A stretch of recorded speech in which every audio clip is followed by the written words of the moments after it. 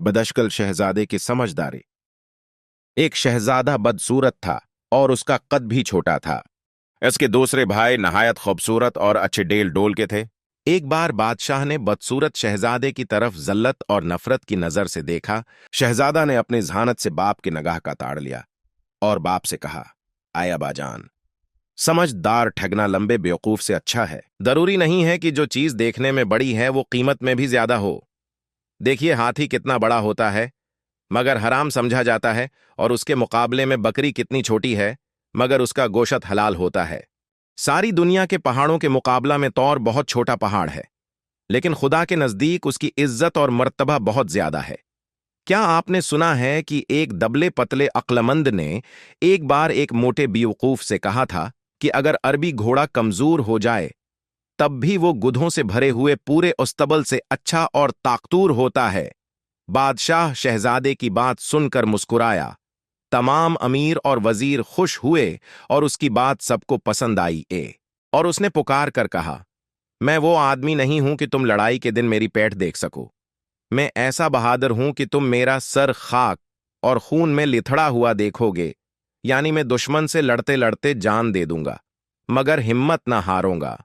जो लोग ख्वाह मुख्वाह लड़ाई पर आमादा होते हैं वो खुद अपने खून से खेलते हैं, यानी मफ्त जान गिनवाते हैं, और जो लड़ाई के मैदान से भाग जाते हैं वो पूरी फौज के खून से खेलते हैं।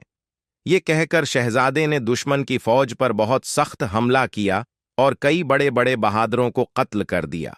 जब बाप के सामने आया तो आदाब से बजा लाया और कहा, उबा जान, आपने मेरे दबले पतले कमजोर जिस्म को जलत की निगाह से देखा और हर गुज मेरे हुनर की कीमत को न समझा। आपको मालूम होना चाहिए कि पतली कमर वाला घोड़ा ही लड़ाई के मैदान में काम आता है।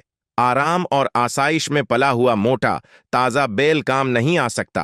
कहते हैं दुश्मन की फौज बहुत ज्यादा थी और शहजादे की तरफ सिपाहियों की तादाद कम थी। कुछ ने भागने का इरादा किया। शहजादे ने उनको लिलकारो और कहा, ए बहादुरो, कोशिश करो और दुश्मन का मुकाबला करो या फिर औरतों का लिबास पहन लो। उसकी बात सुनकर सिपाहियों की हिम्मत बढ़ गई और सब दुश्मन की फौज पर टूट पड़े और उसको मार भगाया और दुश्मन पर उसी दिन फतह हासिल की। बादशाह ने शहजादे को प्यार किया और अपनी गोद में बैठाया और रोज बरोज इससे मोहब्बत बढ़ने लगी और उसको अपना वली अहद बना दिया। दूसरे भाइयों ने यह हाल देखा तो हसद की आग में जलने लगे और एक दिन बदशक्ल शहजादे के खाने में जहर मिला दिया। आस की बहन ने खड़की से देख लिया और शहजादे को खबरदार करने के लिए खड़की के दरवाजे जोर से बंद किए। शहजादा उसकी आवाज से चूक पड़ा और अपनी झांत से समझ गया कि दाल में कुछ काला है। खाना छोड़ दिया और कहने लगा, ये तो नहीं हो सकता है कि बेहुनर लोग जिंदा रहें और हुनरमंद मर जाएं। अगर हम दुनिया से खत्म हो जाए तब भी कोई शख्स उल्लू के साया में आना पसंद न करेगा। बाप को इस वाकया की इत्तला दी गई तो उसने शहजादे के सब भाइयों को बुलाया, उनको मुनासिब सजा दी। उसके बाद हर एक को अपने मुल्क का एक एक हिस्सा दे दिया ताकि आपस में झगड़ा फसाद ना करें। इस तरह यह फितना और फसाद खत्म हुआ।